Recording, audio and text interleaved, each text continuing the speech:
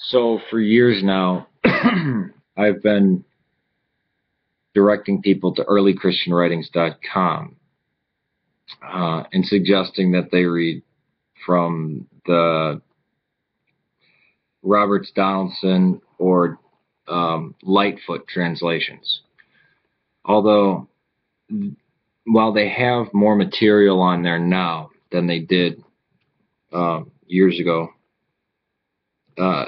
it seems that they've I don't want to say dumbed it down, but taken away the multiplicity of translators in some works. Some stuff that, for single things, they'll still have, a multiplicity of translators. But I don't know. I just like the variety because whenever you're reading an ancient document, if you do not know, or if you do not know the actual language, or more importantly, if you do not have access to a copy of it, Greek or Latin or Coptic, it's good to have multiple translations. I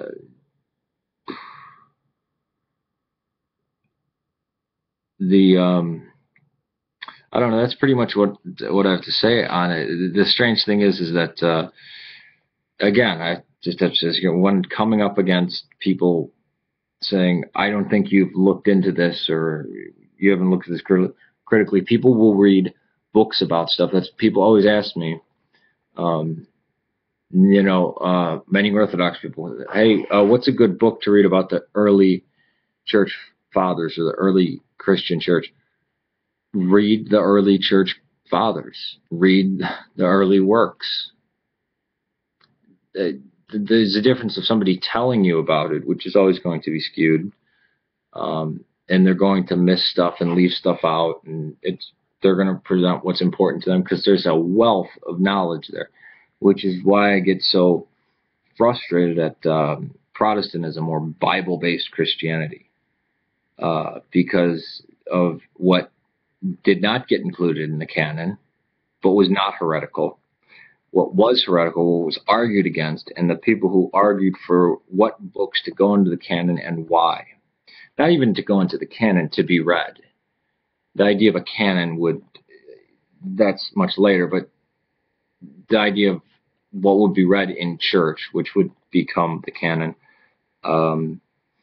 is argued amongst these people, and they're called the early church fathers. And I hear these backwards Protestants, not all Protestants, but these crazy backwards Jesus Protestants bash the church fathers.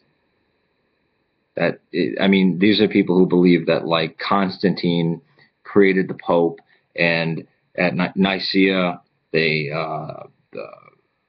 decided which Bibles were to go into or which books would go into the Bible, and they decided the deity of Christ, and they decided all this stuff, the hierarchy of the church and successorial papism, and they came up with the Trinity there.